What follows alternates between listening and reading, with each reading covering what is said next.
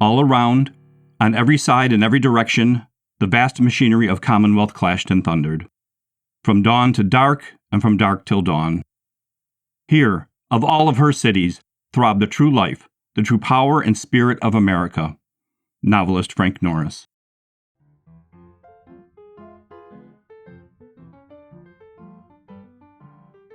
The years during and after the Civil War were very good to Chicago. And leading into 1871, Chicago was a boomtown, the fastest growing city in the history of the world and the fourth largest city in America.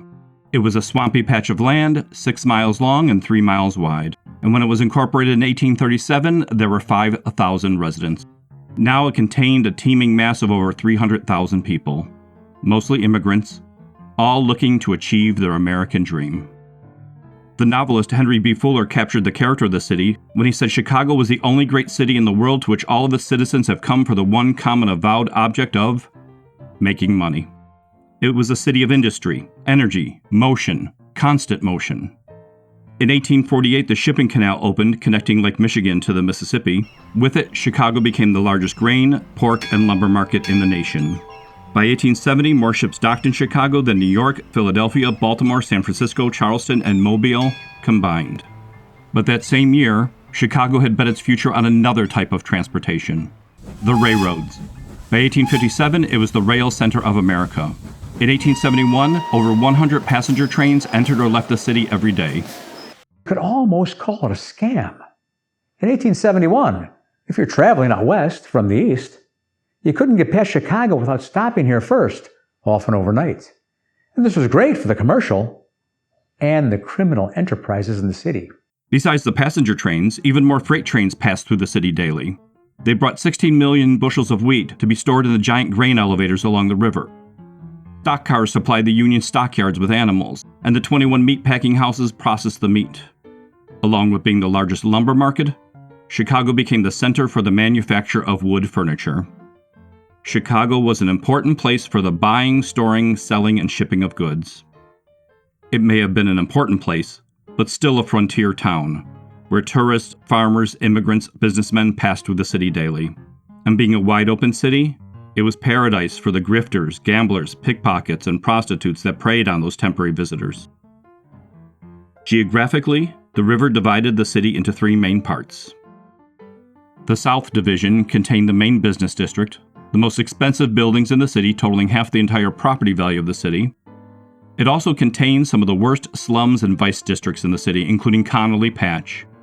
Described in a newspaper as a collection of the dirtiest, vilest, most rickety, one-sided, leaning forward, propped up, tumble down, sinking fast, low-roof, miserable shanties. The North Division was home to the city's finest residential district, where a mix of Irish, German, and Swedish immigrants built their homes alongside some of Chicago's earliest settlers. Across the T of the river was the West Division. Industrial areas dotted the riverbank, surrounded by working-class immigrant neighborhoods, barely a step up above the slums in the South Division. They provided the cheap labor that moved the industry machine. To the awe of their out-of-town guests, Chicagoans proudly showed off the grand buildings that made up the business district, buildings of sturdy brick, stone, and Athens marble. But Chicago was presenting a false front. The Tribune described many of the buildings that dotted the business district as fire traps, pleasing to the eye, nothing more than shams and shingles built by swindling contractors. Chicago was a city almost entirely made of wood. The brick buildings were often no more than a facade, 1 brick thick around a wooden frame. And what the Chicago tour guides failed to reveal to their out-of-town guests was that Athens marble was really limestone from Athens, Illinois. Even buildings of more substantial stuff and advertised to be fireproof, almost without exception had wooden floors, wooden window frames, and wooden door frames. Buildings were adorned with cheap, flimsy wood cornices, decorated to look like stone and poorly secured. In some areas, they fell on pedestrians with alarming regularity. The buildings had long wooden signs, mansard top stories of wood, wooden roofs covered with felt, tar, or shingles. Interspersed with these fine buildings were dozens of wooden houses, stables, saloons. The shops and warehouses were full of aisle upon aisle of wooden shelves and cases, filled with mostly flammable products. There were 55 miles of pine block streets, wooden blocks, coated in coal tar, and set in the streets like paving stones. There were 600 miles of raised wooden sidewalks that bound the city in a highly combustible knot. You can think of fire almost as a living creature. It needs to eat and it needs to breathe. The area underneath the raised sidewalks, some as high as 5 feet, provided the air to breathe. The leaves, refuse, dried horse manure that collected underneath the sidewalks, that was the fuel to eat. Outside the central business district, there were warehouses, manufacturing plants, shack saloons, flop houses, the rotting shanties of the poor, everything made of wood. The grease and oil-slicked river was traversed by a dozen wooden bridges, filled with wooden ships and lined with combustibles. There are 17 5-story tall grain elevators, tall wooden chimneys bursting with flammable grain. There were lumber yards, woodworking factories. Not only the raw materials, wood and varnish, flammable, but more dangerous was their waste, the sawdust and the wood chips, which was ignited by the smallest spark. To run the steam engines that moved the industry machine, there are mountains of coal in their yards. Every home had its own stock of kerosene for lighting, coal and wood for heating and cooking. It might be said with considerable justice that Chicago specialized in the production, handling, and storage of combustible goods. The great Chicago historian Alfred T. Andreas wrote, "Chicago was then built as if to invite its destruction in this manner."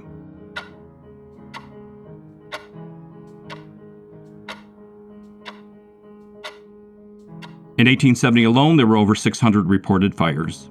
The fire department repeatedly asked for a building inspection department to be formed, metal roof requirements for hotels or other large buildings, more fire hydrants, larger water mains, fire boats with powerful pumps, more firemen. Each and every request was denied by city government that insisted that higher taxes and stricter regulations would stifle business. Chicago's 18 square miles would be protected by 185 firemen on call 24 hours a day, and 17 relatively new horse-drawn steam engines that could pump 600 to 900 gallons a minute on a fire. In addition, there are 23 hose carts, 4 hook and ladders, and 2 hose elevators. A telegraph network of 172 alarm boxes spiderwebbed the city.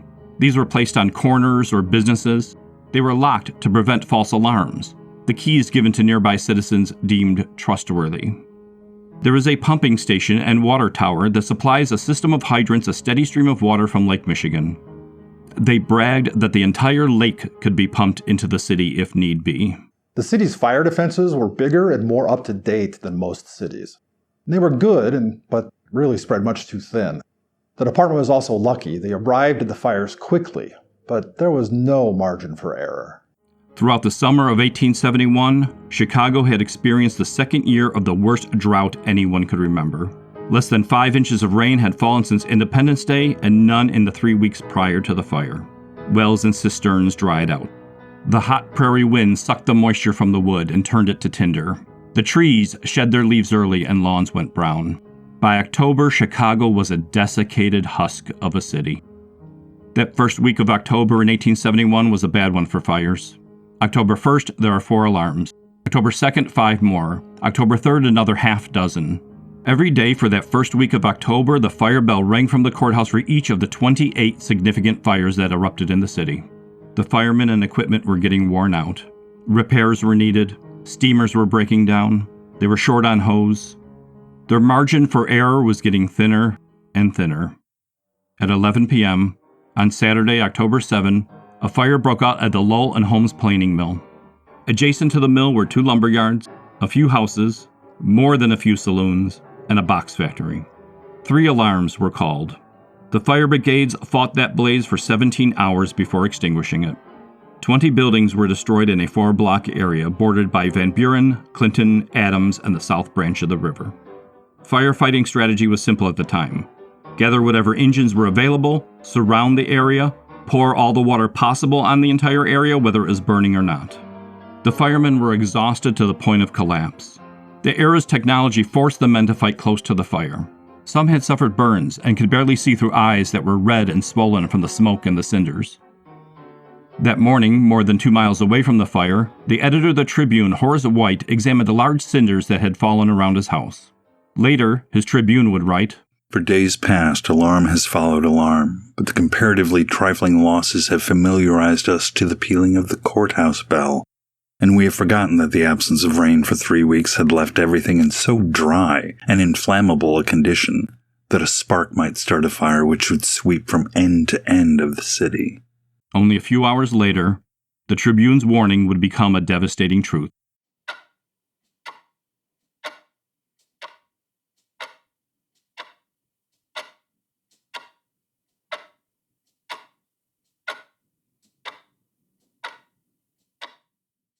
Sunday night, October 8, at about 9 p.m., it started in the barn owned by Patrick and Catherine O'Leary. There were 3 buildings on the O'Leary lot at 137 Ducoven Street, between the north-south streets of Jefferson and Clinton. The McLaughlin house was owned by the O'Learys and rented out for extra income. The O'Leary cottage was behind it. A small barn butted up to the alley. Besides the 5 animals in the barn, in the loft there was 3 tons of freshly delivered hay. There is no way of telling how or why the fire started. The investigation was incomplete, possibly to cover up any perceived shortcomings of the fire department. The testimony by many of the witnesses was contradictory, and the discrepancies never resolved. The investigating commission's final statement was that, whether it originated from a spark blown from a chimney on that windy night, or set on fire by some human agency, we are unable to determine. So the newspapers were determined to create a scapegoat, Mrs. O'Leary and her cow. So the chief fire marshal, Robert Williams, stated, "The newspapers got it wrong, as usual. This isn't how the fire started. She wasn't even in the barn milking the cow. There wasn't enough room. She was outside, usually had it tied to the fence, and that's where she would milk. There was a lot of manure, a lot of dry manure that was just ready to go up in flames. And, even he stated that there was probably some people passing by and flicked a cigar butt into the manure, and it was dry and ready to go, and that's how it started. Even a neighbor, John Cokes, he said that the night before he had seen people drinking, playing cards in the alley, and it's probably them." Once ignited, the hay and the barn went up quickly. Daniel Pegleg Sullivan reportedly gave the first alarm. All normal neighborhood activity stopped by the shouts of fire. Neighbors rushed from their homes with buckets and pots of water. The O'Learys defended their home, repeatedly pouring water over it, smothering the flames with wet blankets. In a bit of twisted fate, their home survived with little damage. Many years later, the Chicago city planners, with an immense capacity for irony, built a Chicago Fire Academy on that very spot. Quickly, the flames ran along the dry grass and leaves. It ignited the fence and their neighbor's shed. The Dalton family would be the first family made homeless by the fire. The buildings were crowded together with little space between, and the lots overbuilt with 2, 3, and 4 buildings, creating a domino effect. The strong hot wind, gusting from the southwest up to 30 miles an hour, pushed the fire north and east. A neighbor from across the street, William Lee, ran 3 blocks to Bruno Gull's drugstore to sound the fire alarm. The fire was about 15 minutes old. What followed was a series of fatal errors that set the fire free. When William Lee reaches the drugstore, he demands the key to the alarm box mounted outside the door. Bruno Gull refuses to turn it over, insisting that the fire truck had already passed. Lee has no time to argue. He runs back to his home and sees it's about to catch fire. He and his family will flee to the west with what little they could carry, and watch in horror as the fire progressed. In Bruno Gull's testimony at the official inquiry into the fire, he claimed that after Lee left the store, he triggered not 1 but 2 alarms. Strangely, neither of those signals was ever received at the central alarm office in the courthouse. In the courthouse cupola, 100 feet in the air, Watchman Matthias Schaefer scanned the city for any sign of fire. Once spotted, he would determine the location. He would then relay that location to the nearest firehouses. The giant courthouse bell would also be rung in alarm. When first seeing the smoke from Ducoven Street, Matthias dismissed it as smoldering from the previous night's fire. Several minutes later, at about 9:30, he looks back and sees flames leaping wildly into the night sky. He signaled down the speaking tube to his assistant to strike the alarm box at 3:42. This is at Canalport and Halstead. This alarm sent the fire brigades rumbling through the streets to a location a mile away from the O'Leary property. A few more minutes later, he realizes his mistake and orders a second alarm to be struck. His assistant William Brown refuses, feeling that the firemen would be confused and would ultimately find the fire anyway. The result of this stubbornness was that the fire companies closest to the fire, with their powerful pump engines, stayed at their posts. The companies that did respond lost precious minutes in a wild goose chase. One of the first reporters on the scene was a 20-year-old for the Chicago Evening Post, Joseph Chamberlin. I was on the scene in a few minutes. The fire had already advanced a distance of about a single square through the frame buildings that covered the ground thickly north of DeKoven Street and east of Jefferson Street. If those miserable alleys shall be dignified by being denominated streets. That neighborhood had always been terra incognita to respectable Chicagoans, and during a residence of 3 years in the city, I had never visited it. Chamberlin shows a disdain for the area that was shared by many people living in the wealthier sections of the city. This prejudice would go a long way to fixing the blame for the destruction of the city on the poor and slovenly people of DeKoven Street, specifically Mrs. O'Leary. She is a member of the dangerous classes. She became an easy target for the anti-Irish, anti-poor prejudices that were prevalent at the time. The first 2 fire brigades on the scene were America and Little Giant. Hoses were rolled out, attached to hydrants, the water turned on. Streams of water were thrown into the flame and evaporated almost as soon as they struck it. The gusty winds quickly pushed the fire out. It traveled north up Jefferson Street to Taylor Street and east towards Lake Michigan. There was no way that the fire companies could contain the blaze on 2 fronts. The firefighters held their position until the fierce heat began to singe the hair on their heads and arms. Their clothes began to smolder. By 10 p.m., the entire block was almost destroyed. 7 additional fire engines began to arrive on their own and tried to surround the fire. It was of little use. Chief Fire Marshal Robert Williams sent fireman John Dorsey to Gold's Drugstore to sound the second alarm. He pulled down the lever and headed back to the scene of the fire, not realizing that he too had made a mistake. He had forgotten to pull down the lever 4 times, which was a special signal that indicated a true second alarm. Unlike Bruno Gold's 2 phantom alarms, this alarm reached the courthouse. At the courthouse, Schaefer and Brown assumed it was another signal telling them about the original fire, and they failed to call out more engines. The firemen on the scene continued their battle. While fireman Charles Anderson doused the fire with water, a friend scavenged a door from one of the homes. Holding it like a shield against the intense heat, they moved in on the blaze. But it only took a minute for the door to catch fire. His friend dropped the door. Anderson held his ground until his clothes began to smoke. His leather helmet twisted out of shape on his head.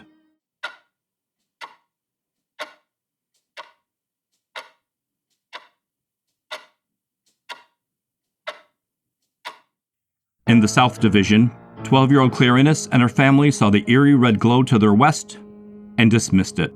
There was no reason for them to become alarmed. They were many blocks from the fire. The river would be an impassable barrier that would protect them. Most of the city was unconcerned and went about their usual business. Horace White summed up the lack of concern. I had retired to rest when the great bell struck the alarm, but the fires had been so frequent of late and been so speedily extinguished that I did not deem it worthwhile to get up and look at it, or even count the strokes of the bell to learn where it was. The fire, though, was already out of control. The firemen also hoped that once it reached a broad street or a river, it would run out of fuel and burn out, but the intense heat was creating a powerful updraft. These are called convection winds. The fire superheats the air and it rises up. This leaves a low pressure area underneath, which creates a vacuum. The cooler air near the ground gets sucked into that area from all directions. This air is turbulent. It begins to spin, twist, creating tornadoes of fire, sucking up hot embers, flaming pieces of cloth, burning wood, and hurls them many blocks away.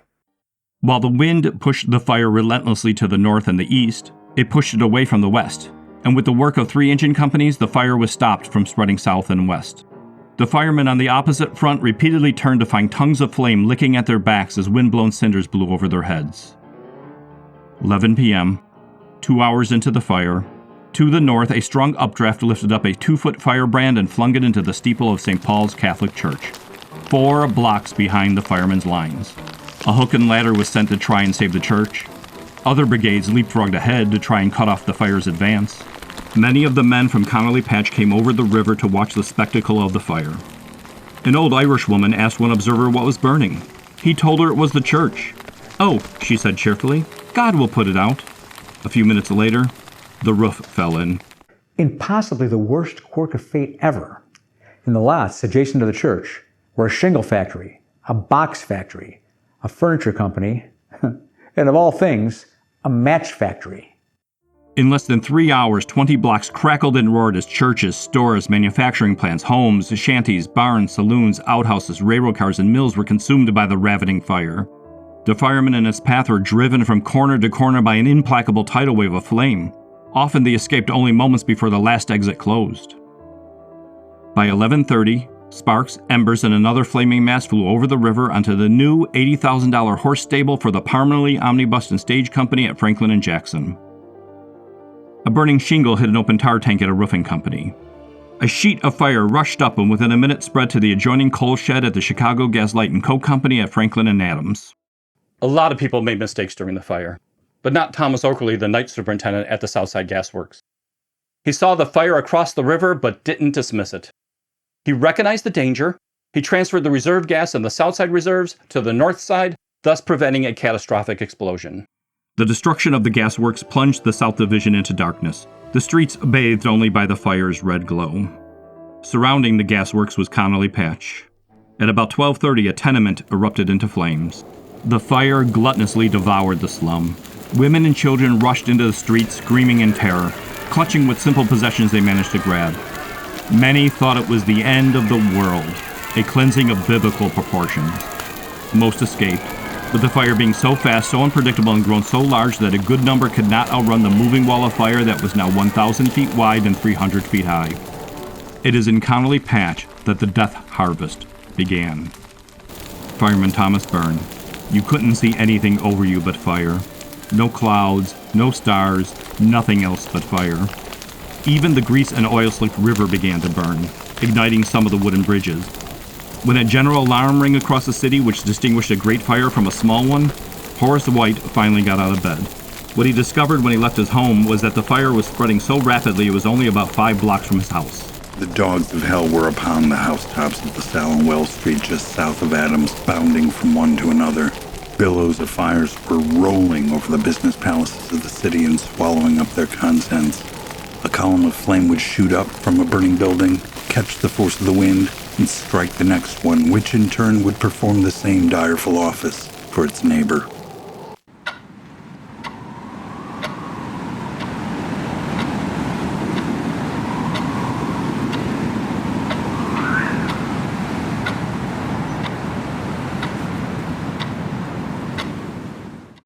Claire Innes woke to a pounding on her door. Her mother yelled that the fire had gotten across the river and was coming towards them. I could hear other voices shouting the same thing, so I went to the window. It was very bright, though not as bright as noontime as some have said. There were people everywhere. Some were going toward the fire for a better view, others away from it. A cart was stationed in front of the house, and I could see the family, father, mother, and the children, loading furniture, bags, and bundles and the like. I dressed and went downstairs. We all took a bundle and left the house, which Father bolted as if we were going on a picnic. There was fire to the west, and in places it had gotten behind the house as well, though it was still at a distance. We were to find Clark Street and take that street to the river and a bridge. The river was quite wide there, and once we were across, we would be safe, or so we were promised. The sidewalks were jammed with people, some watching the fire, others hurrying to escape, dragging trunks, carrying bundles. The streets were clogged with horse-drawn wagons and daring pedestrians, moving slowly, fighting for space. The frantic shouts of the drivers adding to the confusion and panic. The horses neighed and screamed, maddened by the heat and noise, irritated by the falling sparks. An Iowan traveling through Chicago described her family's escape. Our boys ran at full speed and we followed, crossing the State Street Bridge amid a shower of coals. The crowd thickened every moment. Women with babies and bundles. Men with kegs of beer. All jostling, scolding, crying, or swearing. Claire's father was at near panic, repeatedly told the children to stay close together and hurry along. We went 2 or 3 blocks, I don't remember exactly how many. Sparks and cinders now began to fall all around us, and I saw a window awning of a house catch fire. Ahead of us there was much shouting, and then the crowd began to push back on us. Father told us to drop our bundles and hold hands, but I did not drop mine. The crowd moved forward a little, then people began turning and pushing against us, and there was no resisting the crush, and we were swept along. The retreat was now a stampede. Claire was swept along. She felt like a leaf in a great rushing river. The wind swirled and was filled with cinders. She had to hold her hand up to her eyes to keep from being blinded by the hot ash. Suddenly, a short, tough man grabbed at her bundle.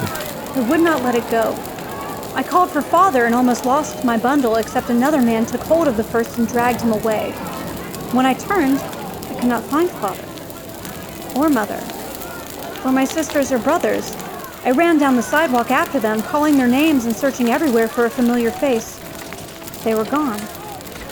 Into the smoke, and dark, and falling fire, I stood near the corner hoping Father or Mother would return for me and would have stayed there throughout the night, except the building up the street began to burn, and then the roof of another, and the mob came back at me, and I was once again forced to move. At some point, Claire escaped that stream of humanity when she leaped into an alley between two shops. She looked for her family. I looked at every face, but I could not find them. When everyone had gone by, I stood in the middle of the sidewalk and shouted for them. It was no use.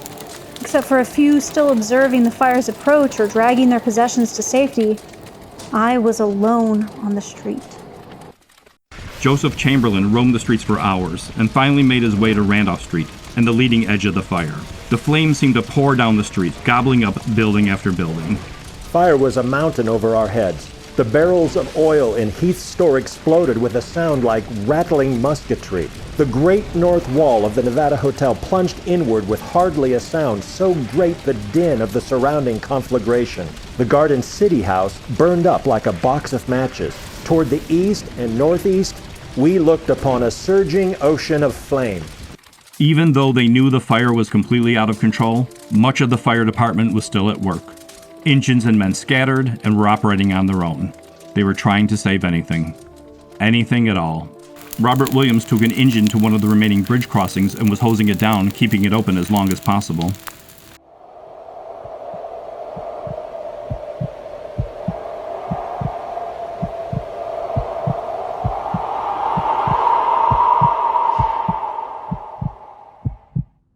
Building after building was crashing down. The brick may have survived the heat, but the mortar dissolved. The inner structure burned, and the walls came tumbling down. Costing more than twice its original estimated amount, the $1 million courthouse was the Chicago City Hall, the Cook County Courthouse and Jail, and the Central Fire Alarm. One written guidebook called it the homeliest building of its kind in the country. But for Chicago, it was the center of civic pride, a symbol of prosperity. When its 5.5-ton bell rang, it could be heard from one end of the city to the other. But this grand building, taller than the average, was in constant danger from the fiery winds. More than twice that Sunday night, Matthias Shifra, along with his relief watchman Dennis Deneen, joined other men on the roof to stamp out errant fires. Even Shifra's clothing caught fire more than once. But they were fighting against a sucker's odds. It was only a matter of time when a flaming piece of debris crashed through one of the cupola's windows. Shifra tried, but the mushrooming flames could not be stifled. Shifra yelled to the men on the roof to run. In the cupola, he found that the iron stairway down was already barred by smoke and fire. He was forced to slide down the banister, burning his hands and his face, scorching his whiskers in the descent.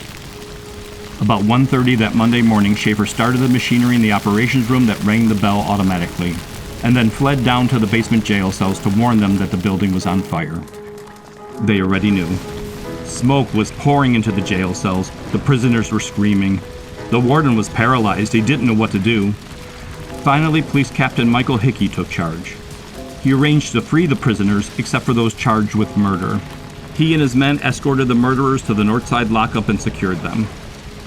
Within 30 minutes, the bell tower collapsed. The enormous bell, tolling to the last, came crashing down with a roar that was heard a mile away over the bellowing fire. As early as 1:30 a.m., the fire crossed the river moving north. An hour later, a half-dozen more fires flared up under the storm of red rain. One by one, building by building, block by block, the fire relentlessly surged forward. The main thrust of it towards Chicago's only defense, the new Waterworks. Thousands of people surged together in narrow streets, fighting to get free of the fire. Some became trapped and confused.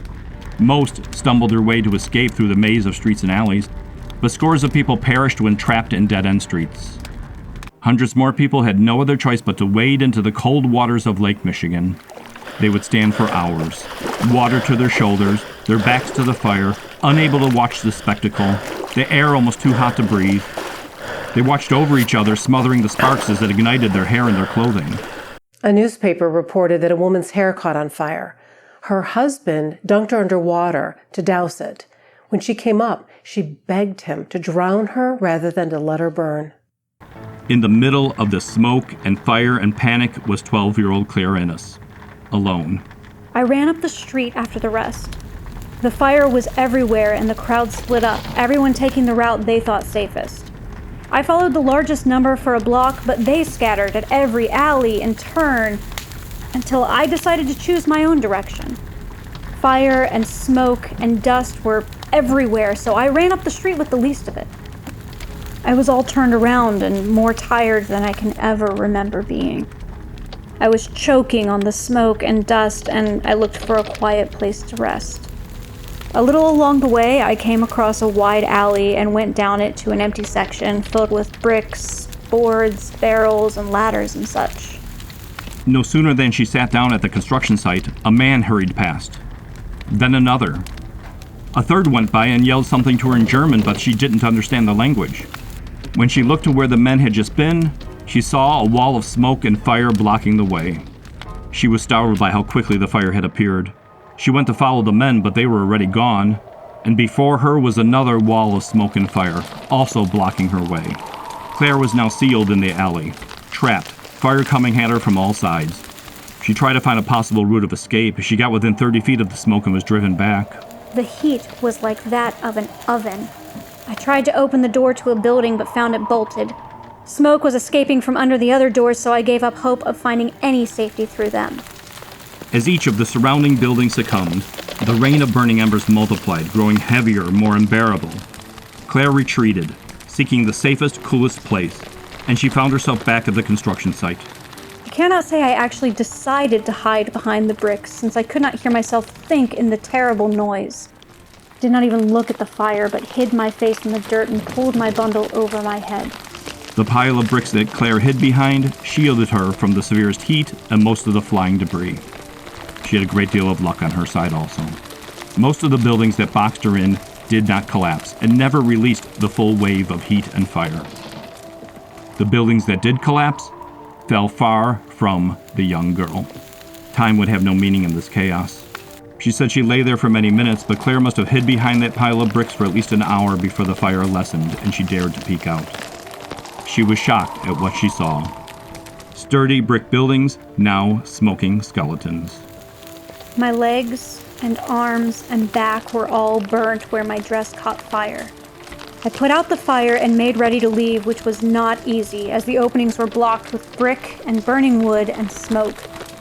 I called out, again and again, and at last a voice called back to me through the smoke. He told me to stand away from there, as a wall of the building might fall on me. This made me even more alarmed, but I did not want to stay in the alley alone. So I began climbing. The bricks were still hot, very hot.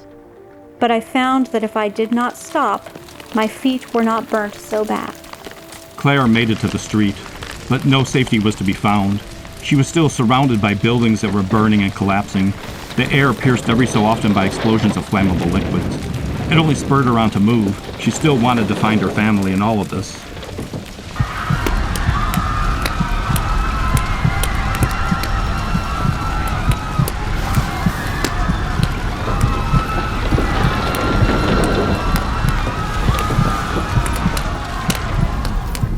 In the North Division, the story was just beginning. Because of the prejudiced view of the time, it was thought that the better class of people would remain calm and law-abiding in the face of an emergency. Alexander Frear, a visiting New York alderman, witnessed anything but a civilized evacuation. We tried to force our way along the avenue, which was already littered with costly furniture, some of it burning in the streets, but it was next to impossible. All the mansions were being emptied with the greatest disorder and the greatest excitement. Nobody endeavored to stay the flames now. A mob of men and women, all screaming and shouting, ran about wildly, crossing each other's paths and intercepting each other as if deranged. I saw a woman kneeling in the streets with a crucifix held up before her, the skirt of her dress burning while she prayed. We barely passed before a runaway truck dashed her to the ground.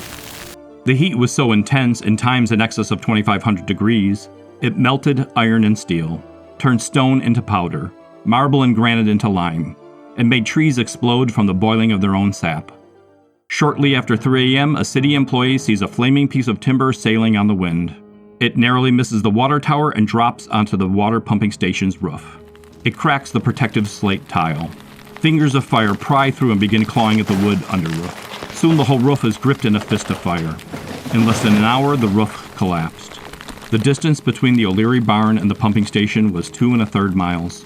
It took the fire 6 hours to travel it.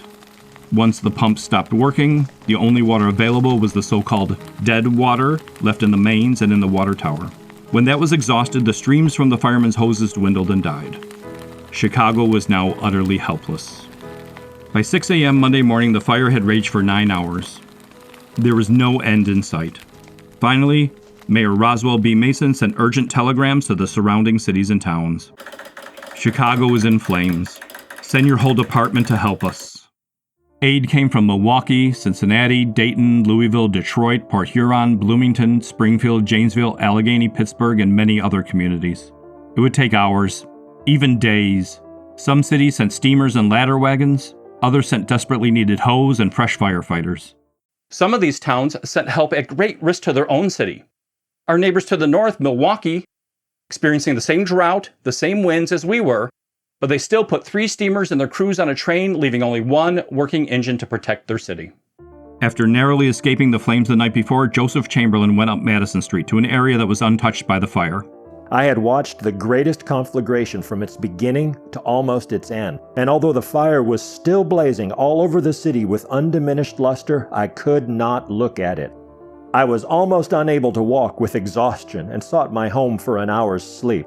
As I passed up West Madison Street, I met scores of working girls on their way downtown, as usual bearing their lunch baskets as if nothing had happened. They saw the fire and smoke before them, but could not believe that their city, with their means of livelihood, had been swept away during that night. Many of those in the North Division escaped by heading for the west and the open prairie. For others, the call was to go north. Thousands of homeless people turned and rushed towards the 230-acre Lincoln Park, the fire right at their heels. To get to Lincoln Park, many people had to trudge through the former city cemetery. This is the area just north of the Chicago History Museum today. At the time, the graves were being relocated to cemeteries further inland. Many of the wooden grave markers burned, and people were jumping in the empty graves to escape the flames. Later, the newspapers would point to Lincoln Park and try to cast the fire as a great leveler among the social classes. They wrote how the McCormicks and the other North Side elites were reduced to camping out on the bare ground next to the lowliest vagabond and the meanest harlot. By 11 p.m. Monday night, the fire had burned for 27 hours. 27 hours of panic and running and death. But 11 p.m. that Monday, something happened that would be later called a miracle. Mixed with the smoke and falling embers, people felt a sprinkle of water on their faces. They began shouting to each other with joy. They hugged and danced with abandon. By 3 a.m., the drizzle had turned into a downpour. The skies doing what the firemen could not. You see, that great fire would have gorged itself until it ran out of city, and then would have continued unabated its hungry march across the dry prairie if it weren't for that rain. Pockets of fire would burn for days, even months afterward, mostly in the large stores of coal.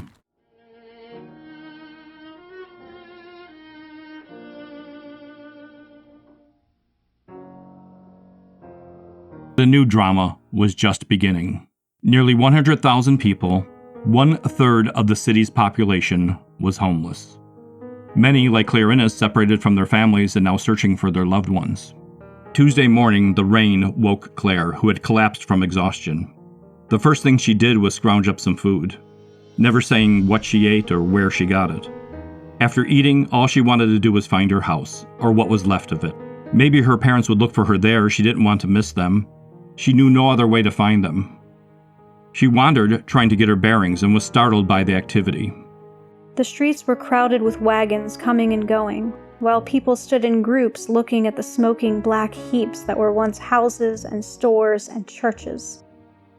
At one place I saw a woman collecting pots and pans and arranging them on a stove as if she were about to cook a meal. Next, I came upon several men gathered around a charred lump, and each man was shaking his head sadly. I did not want to think about what it might be, so I did not stop. For many days afterward, bodies would be dug from the rubble. The corpses, or what was left of them, were laid out in rows on the floor of a makeshift morgue. 4 or 5 persons at a time were permitted to view them. Some looking for their loved ones, others just curiosity seekers. 120 bodies would be recovered, though the officials estimated some 300 people perished in the Chicago fire. Now, some of these unaccounted for fell in the river and were washed away. Alexander Frear spoke of one such soul. The rail of the Lake Street Bridge was torn away. How many people were pushed over the bridge into the black waters? I cannot tell.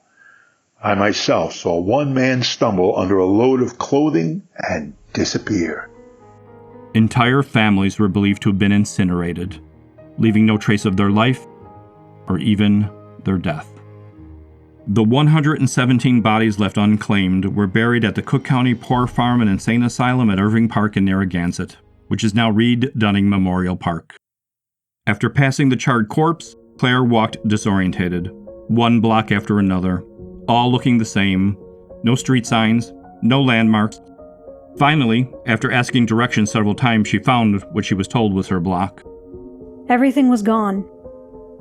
Where our house had been was nothing but a pile of brick and ash and nothing else. I looked all around, but nothing was the same. I had hoped my parents would be waiting for me, but no one was there. There was not much I could do except stay and wait all day. Most of Chicago was exhausted, stunned by the immensity of the carnage. Not everyone was paralyzed with shock. Some got right to work as best they could. It is said that Margaret O'Toole opened the first business in the burnt-out district, a stand selling chestnuts. As the weeks passed and the debris cooled, enterprising children dug out melted candle holders, blackened plates, fused together pieces of silverware, and sold them to tourists. There is a brisk trade in fire relics as tourists flocked to Chicago to see the carnage. That Tuesday, Clarinus sat and waited. Smoke hung in the air and made breathing difficult. Sometimes a great cloud of it would conceal everything and leave her choking. People were all around, but Claire didn't recognize anyone, and no one recognized her. Sometime during that day, she had gotten restless. She could sit no longer and began to wander down the block, but she didn't go very far. She saw a man pacing nervously. As she neared, she recognized his face. It was her father. She had been waiting in front of the wrong house all along. She learned that all of her family had survived and were staying with a generous family who had opened their doors to them.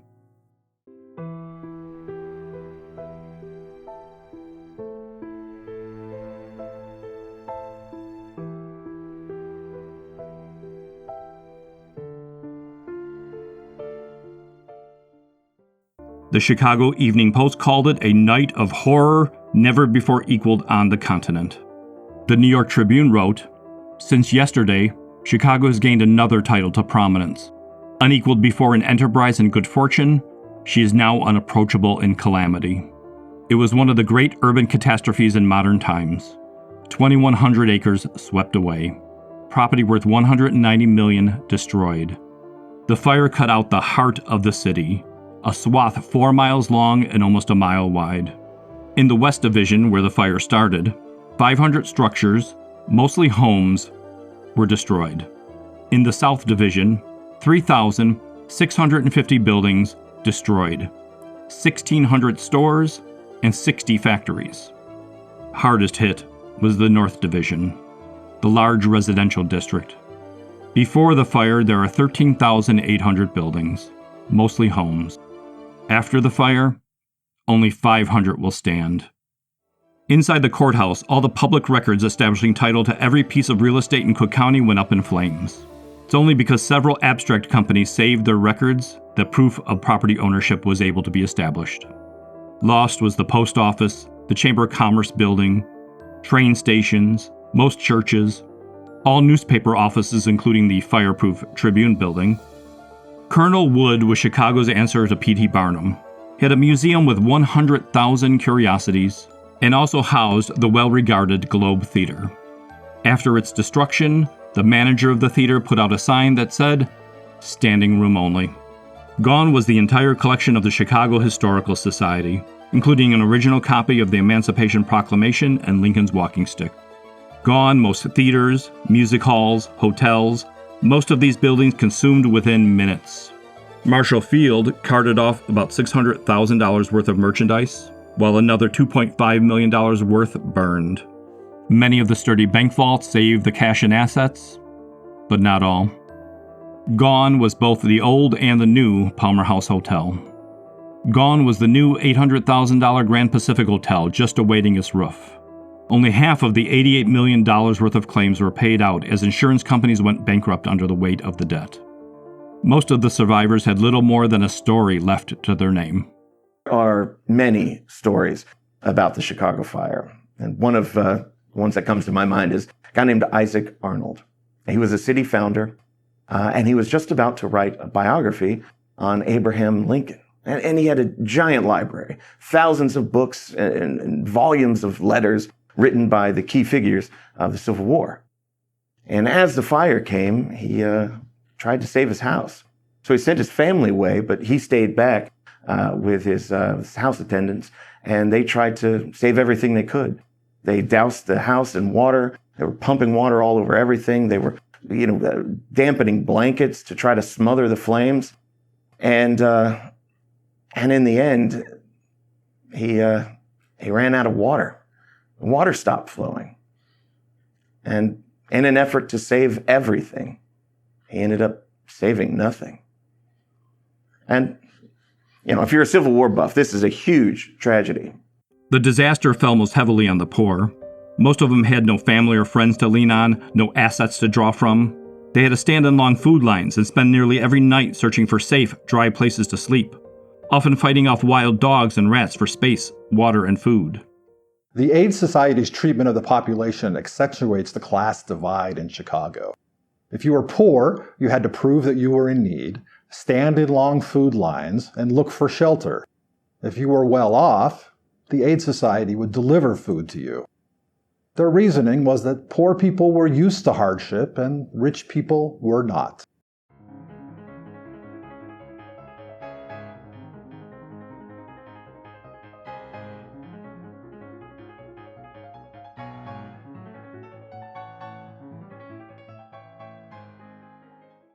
For those who lived through it, there would always be two Chicagos, the one before the fire and the one after it. The entire history of the city would be mythologized, with the fire being its major dividing point and its principal transforming event. Chicago was a proud city, and its many boosters predicted greater glory. The New York World would take up the cry. The wonder of Chicago's original growth will be forgotten in the greater wonder of sudden new creation. But many of the fire's victims would not participate in the future glory of the city. Many of the old citizens, the city's founders, would not have the energy, drive, or time to regain their position. The city would be in the hands of a new generation. Men such as Marshall Field, Potter Palmer, George Pullman. The first phase of Chicago's reconstruction lasted over 2 years and resulted in the rebuilding of the burnt-out area and the recharging of the economy. The trains still ran to Chicago. The city still had the majority of its shipping capacity. The year after the fire, the stockyards handled twice as many hogs as the year before the fire. By March of 1872, even after an unusually harsh winter, Chicago had nearly 20 miles of frontage of stone and brick buildings, and tens of thousands of smaller buildings completed or under construction. But the city immediately after the fire looked a lot like the city before the fire. In the rush to build, the contractors relied on the same practices they always used. Some buildings were started before the blueprints were even completed. The city council enacted few new fire regulations. It would take another fire in the summer of 1874, one that would sweep away 812 buildings in an 18-block area on the southern edge of the business district. This Little Chicago fire would cause insurance companies to force the city council to enact stiffer fire regulations. The fire happened at the perfect time in history as exciting technological revolutions like the floating foundation, K-sound foundations, and the steel frame were happening in architecture. And an inventive young group of architects like Daniel Burnham, Louis Sullivan, William Jenney, John Root built the city of their dreams, the first skyscrapers, a vertical city. And the city would grow through that never-ending process of renewal called progress, done with a uniquely Chicago style. The business district was rebuilt, except that it was a little larger and a few stories taller. a little larger, and a few stories taller. A little larger, and a few stories taller. Until we get the city we have today. Imperfect as it is, one of the great cities, not just of America, but of the world. Last night, when we were all in bed, Mrs. O'Leary left the lantern in the shed, and when the cow kicked it over, she winked her eye and said, "It'll be a hot time in the old town tonight. Hot time in the old town tonight. Fire, fire, fire late last night when we were all in bed. Mrs. O'Leary left a lantern in the shed, and when the cow kicked it over, she winked her eye and said, "It'll be a hot time in the old town tonight. Hot time in the old town tonight. Fire, fire, fire."